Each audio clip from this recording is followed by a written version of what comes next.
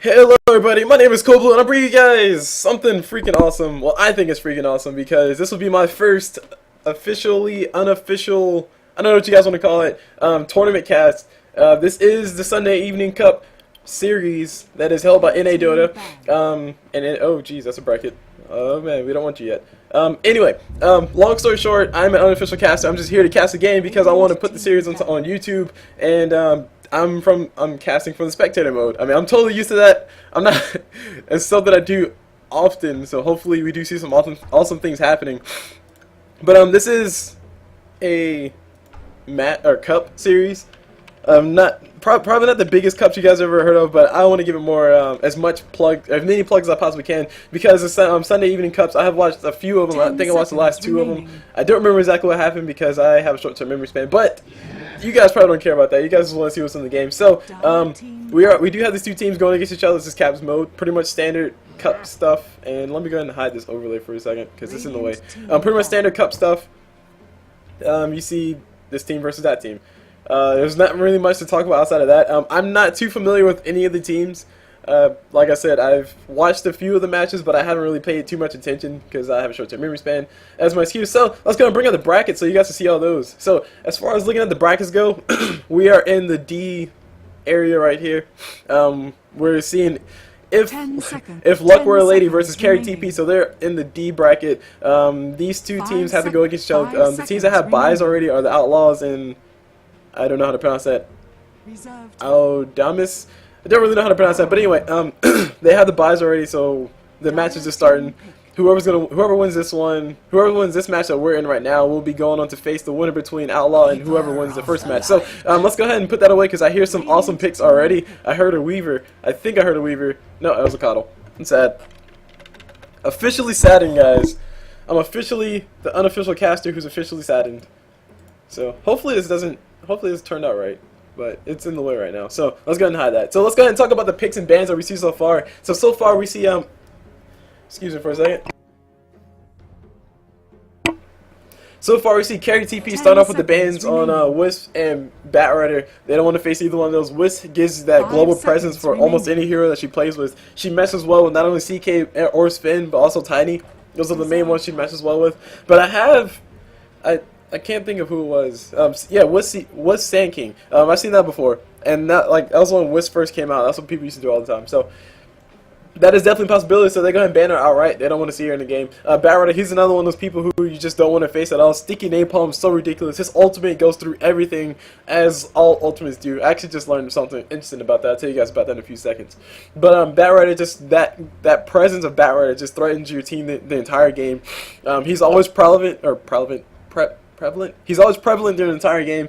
No matter if you shut him down or not, he still has lasso. He can still make your carry useless for a whole entire 3, 4, 5 seconds, whatever the duration of it is. So they ban him out because they don't want to face him. Moving on to the bans on the side of the Radiant, they banned on the side of if Luck Were a Lady. They banned out the Nyx Assassin. They also banned out the Magnus. Magnus has a gigantic team fight presence. He's just like Batrider. He's always prevalent throughout the game, no matter if you shut him down or not. He's always there. And I actually want to talk about the picks on the side of the Radiant first before I start talking about the picks on the Dire. As far as the picks on Radiant go, they went for the Shadow Demon Leshrac combination. It was actually an extremely powerful combination. The timing for that combo is actually not that difficult, especially if you practice it a lot. Shadow Demon basically throws a disruption. Leshrac gets a free stun, and it's like 5 seconds, at least 5 seconds of disable on top of you for free.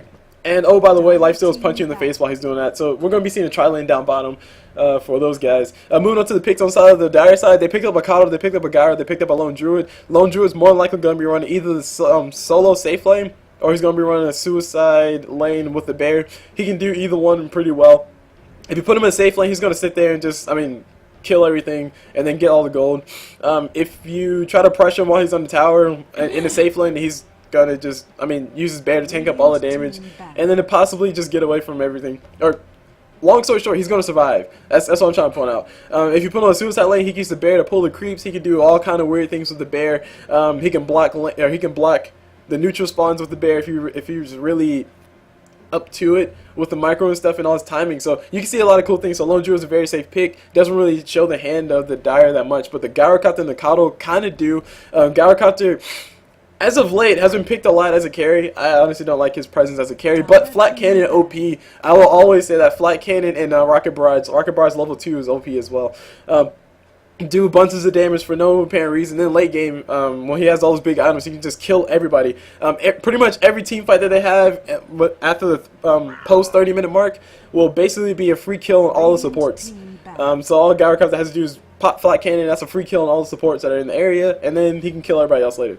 Coddle's a pick. I mean, they can still do Coddle PL. PL has not been banned yet. And speaking of bans, let me go ahead and look at the bans. We have a Queen of Pain ban, she's a strong mid. We have a Tinker ban as well, he's a strong mid. So the Dire are basically target banning all the mids that the Radiant could potentially pick up. Because right now they've shown their hand. They have a tri-lane down bottom. That is obvious. I mean, that's like the most obvious thing in the world. That's a potent tri-lane as well. So they could do a offensive tri-lane, which I actually would like to see. Because that's a lot of kills they can get between those two. Or between those three. But they are target banning mids. Puck was the last mid they banned out. As far as the picks on the Dire, or as far as the bans on the Dire side, Radiant side, they banned out the Bane, they banned out the Rubik. Pretty much people who can deal with Lifestealer, which is just Bane. Shadow Demon, he can deal with Lifesteal as well, but Shadow Demon is on their team, so they don't have to worry about him anymore. So pretty much everybody who can make Lifestealer's day a living hell, they have tried to ban out. And I'm actually curious to see who the last ban is going to be, because I can't think of anybody else besides Bane and Shadow Demon.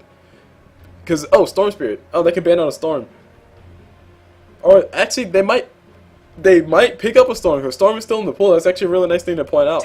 The Night's Bomb is definitely a factor. You can do Storm Spirit, Lifestealer.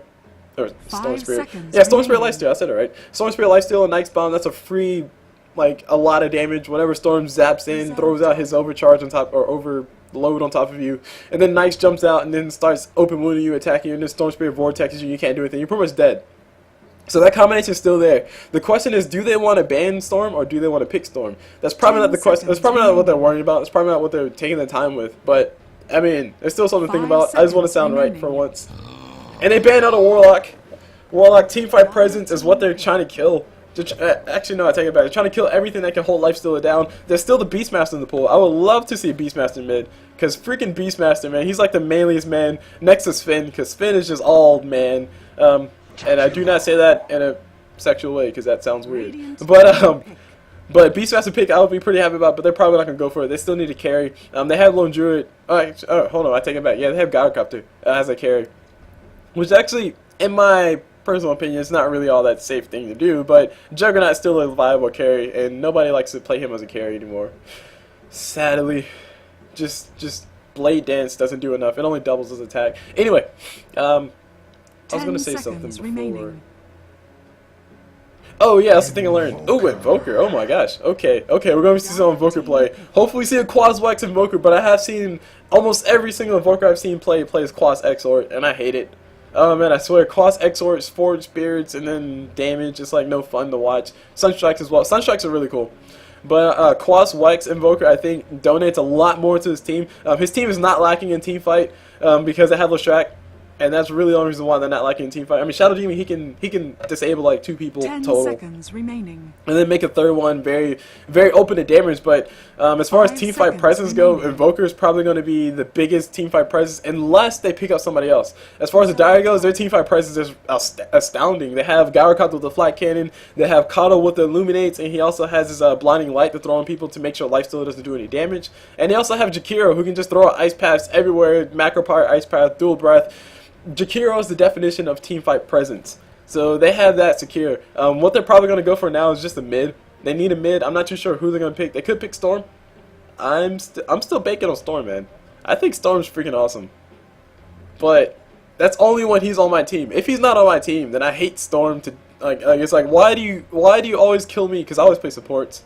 It's like he always targets me first, as he should. But still, it's not fun sometimes. It's frustrating.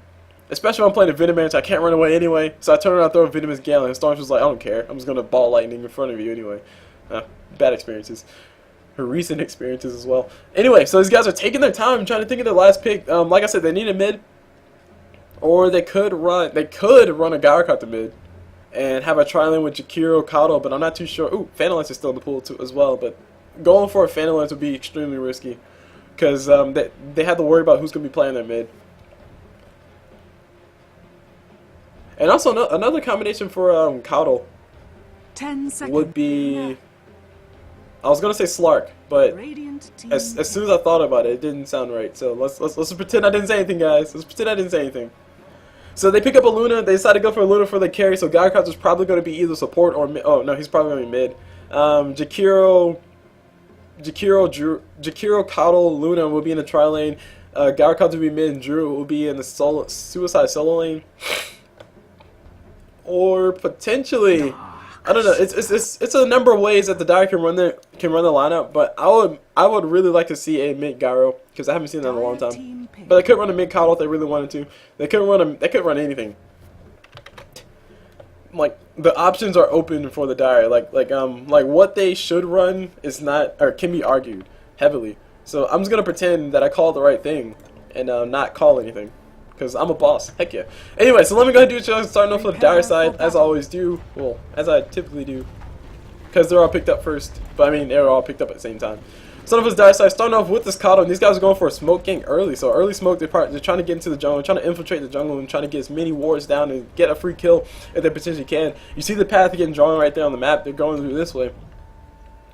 So maybe we'll see an early first blood from these guys. They definitely do have the means to do it. Oh no, they're gonna go for Roshan. Oh, of course, Lone Druid. They got Lone Druid. They got the Luna for the extra damage. They also got Jakiro. Jakiro can save him just in case. So they're going for level 1 Lone Druid. The question is, do the Radiant know about this? And the answer is more than likely not. I mean, they could be suspicious of it because Lone Druid Bear, but they got the pings going on around the backside, trying to see if they can catch a support around the side. Gyrocops are popping that rocket barrage, doing a little bit of damage to Roshan, and these guys are heading towards Roshan. They probably know what's up. They don't see anybody in lane just yet, and they're gonna go ahead and walk down and check and see what they see. There's a ping over here. Who's that? Blue Luna just pinged, or maybe Shadow Demon.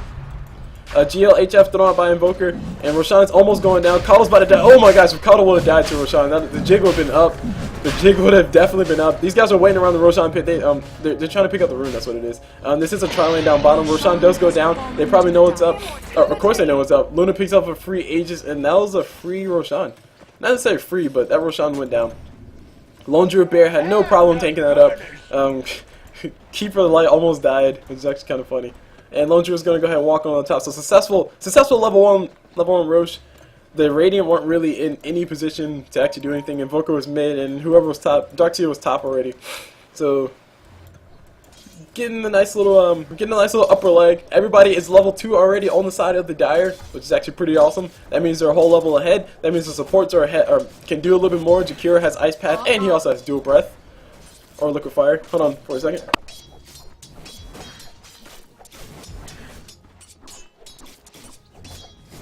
Denied.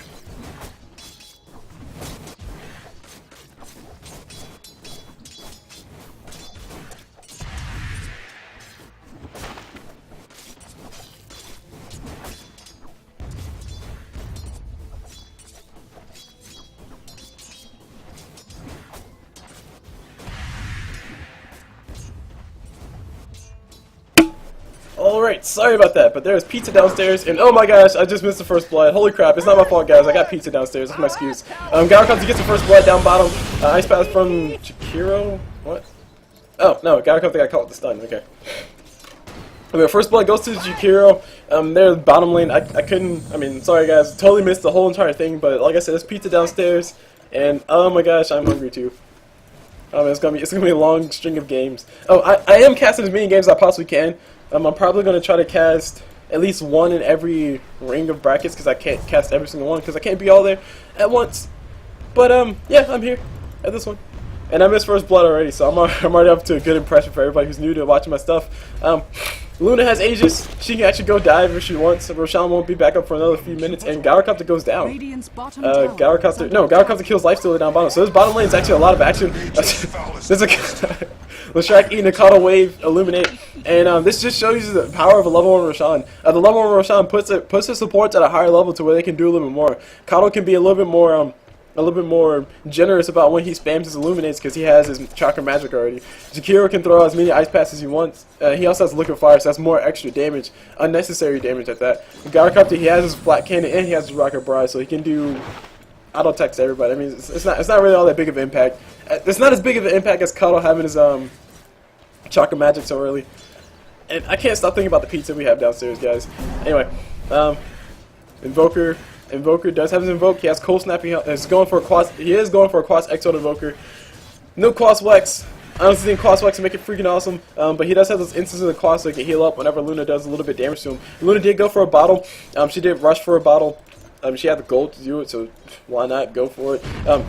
And by rush bottle, I don't mean she went like straight up bottle, but she went some other things before, because of course they did rush on. Engagement happened down bottom. Leshrac goes on the stun, and this Gyrocounter might be ended. His life is just about to be ended soon. Shadow Demon will be able to make it out alive, surprisingly, and now Lifesteal's on the run. He's getting chased by Jakiro, he's getting chased by the Coddle, and they will not be able to catch him to him fast enough. Coddle's going to go ahead and charge with Illuminate. He'll catch Leshrac on the backside, but he is not nearly close enough to dying. And all Coddle has right now is boots. The life of support, man. All he could afford was boots, and so that's all he bought. Anyway, I actually need to change my scroll settings so you guys can have a better viewer experience. But I can't do that right now. Not right this moment. I will do it in a few seconds. As soon as I see everybody back off a little bit. There we go. Luna just picked up something. She has a double damage, so she might be looking to be aggressive. Her Aegis is going to be running out in about a minute's time, so she needs to go. So they can go for a quick dive mid and try to kill the Invoker. Because Invoker can get out of control. You typically don't see Invoker get out of control. In my honest opinion, whenever I see a Quas X on Invoker, he never gets out of control. Quas Wex, he gets out of control because he just controls everybody. I mean, he's the definition of control. He's Quas X or Quas Wex. And I of course have a high opinion of Quas Wex Invoker, but that is not the current meta. The current meta is Quas X. Anyway, down bottom we see engagement. We see Jakiro throwing the ice path, and his lifesteal is a well-timed rage. Leshrac just eating every single bit of that rocket barrage. He goes down pretty darn easy. Shadow Demon will be next, and he goes down. Lifesteal just lost all his mana. He goes down as well, and that's essentially a wipe down at bottom. So the bottom lane is spiraling out of control. This Gyrocopter has the start that he needs. He has phase boost. He has phase boost. He also has a Ring of Basilius. Jakiro has wards. The supports have boots, and they're happy as heck. And their net worth is probably ridiculous. TP coming for Lifesteal. Lifesteal has no room to breathe right now. And the question is, what do they do? What can they do? I honestly don't think they can actually do much of anything. Invoker is still farming mid. This is like I said, Quas X on Invoker, so he can't just necessarily walk down bottom and just go for a quick kill. He does have cold snap, so that's going to help him out. And Luna might be in a little bit of trouble. Luna's going to go ahead and turn her man up, throw down a Luna acid beam, and she'll be able to get this kill.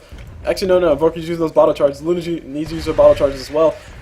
She needs one more beam for the death. And oh, we got a TP support coming in from this Darkseer. That's a little bit late. Sunstrike from Invoker again thrown down, and Luna does miss it. And Darkseer is here around the corner. He's going to go ahead and surge up the Invoker. Invoker's going to turn around. And Invoker's stuck between a rock and a hard place. What is he doing? I don't really know. But Aegis was popped. I forgot. She totally forgot she had Aegis, so she could definitely die. Aegis was popped. Invoker does go down. And Luna is going to be here being a little bit more obnoxious to Darkseer.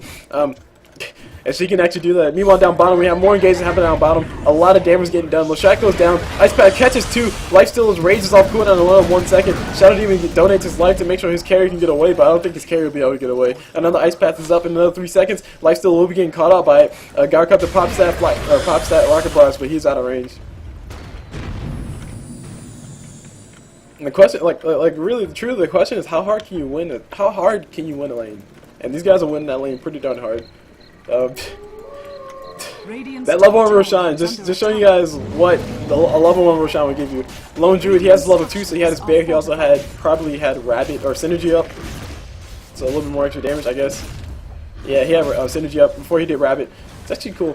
I don't personally play Lone Druid, so I wouldn't know what Lone Druid's build or what their what order they pick their skills in.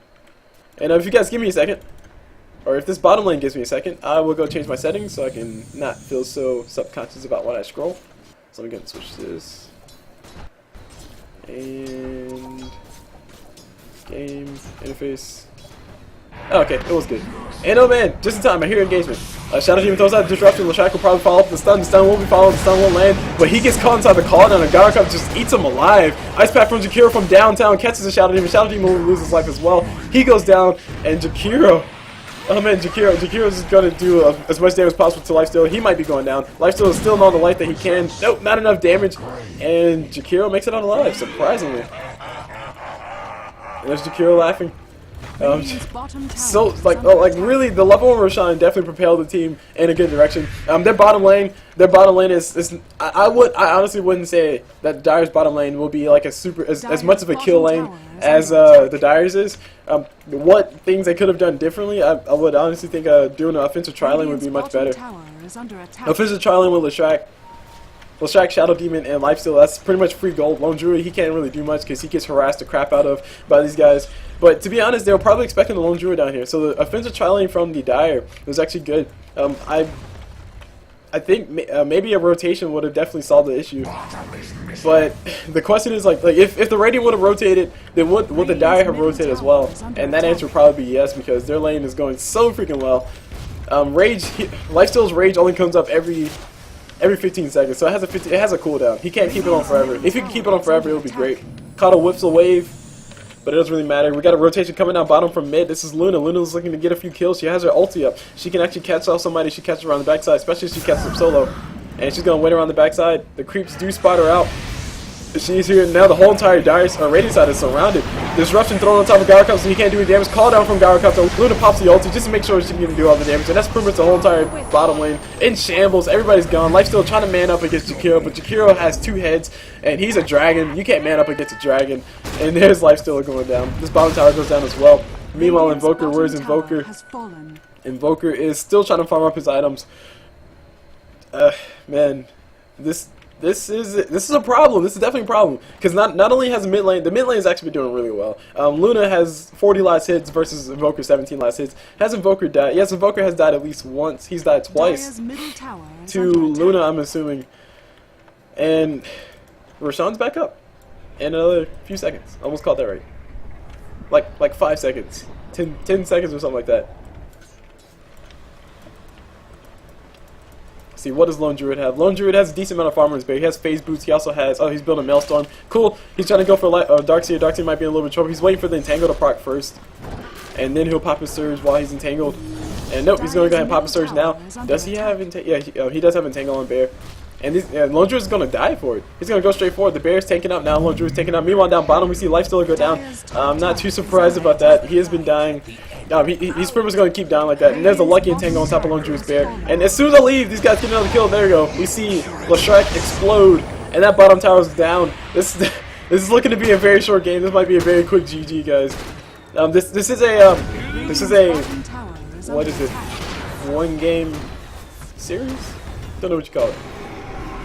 Oh, single elimination. There you go. It's a single elimination match. That is GG Bear, guys. That Bear has demolished. It can do as much damage as it wants. It gets stunned up. Lone Druid's getting focused. And there's an ice path from Jakiro. Catching on Lifesteal. Lifesteal gets exploded by the Gyrocup. He gets hit with the Coddle. And there's a lot of spell damage getting thrown around. Leshrac's trying to run away. He has an Edict on, but it doesn't really do much as far as move speed goes. He goes down. And the Rax is about to go down as well. Invoker's here. He's here to help his team, but he has Cold Snap and a Sunstrike. What can he really do with Cold Snap and a Sunstrike? Darkseer gets caught on the ice path, and I mean, there's nothing the Radiant can do to defend this. And it's GG well played getting thrown all around.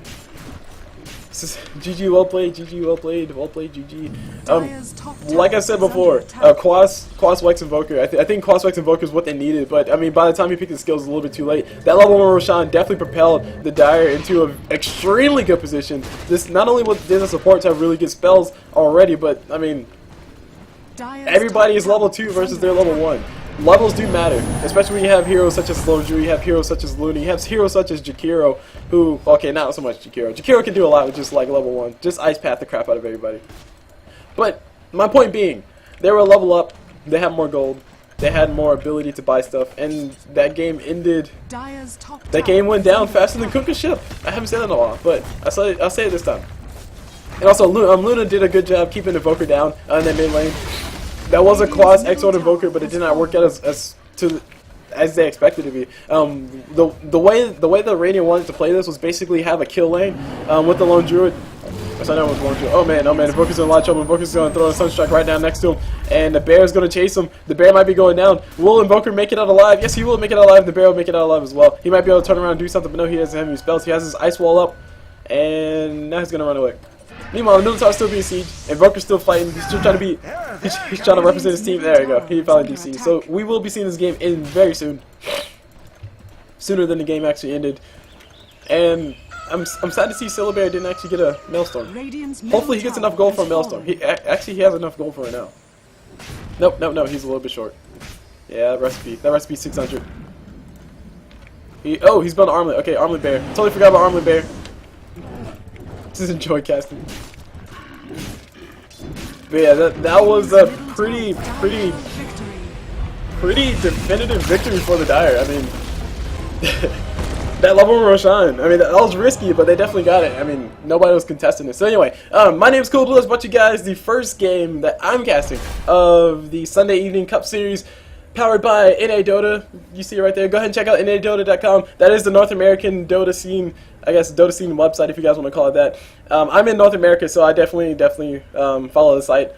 Not as much as I want to, but I definitely do follow the site. Anyway, yeah, there's more games coming up. Check out the next game, which I will be casting. I'm not sure which one I'll be casting, but I will be casting it nonetheless. And let me kind of bring in the bracket so you guys can see that. We were just in the D series, so we were in the D game.